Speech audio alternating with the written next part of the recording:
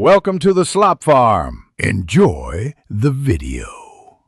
In this video, I will explain how to pledge holdings in Zerodha. Pledging is a smart way to unlock value from your investments without selling them. Essentially, you use your shares as collateral to get additional margin for trading.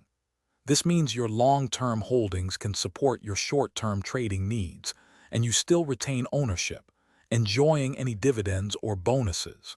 It's a powerful tool for efficient capital utilization. Pledging your holdings on Zerodha is a straightforward process. First, log into your Zerodha console or the Kite app and head to your holdings section. From there, you can easily select the stocks or mutual funds you want to pledge.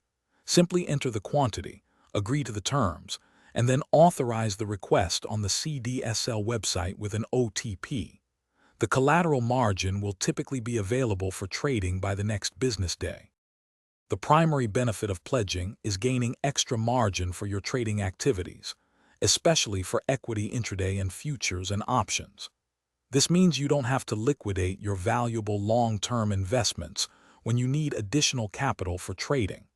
Once your pledge request is successfully processed, the collateral margin is credited to your account and becomes available for use on the very next trading day, offering quick liquidity. Before pledging, remember a few key points. There's a nominal charge of 30 rupees plus GST per pledge request, regardless of quantity. Also, a haircut percentage is applied to your holdings, meaning you receive a slightly reduced collateral value.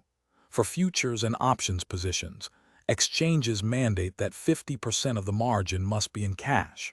You can place pledge requests on trading days between 7 a.m. and 6 p.m. Thanks for watching. Consider subscribing if we helped you today.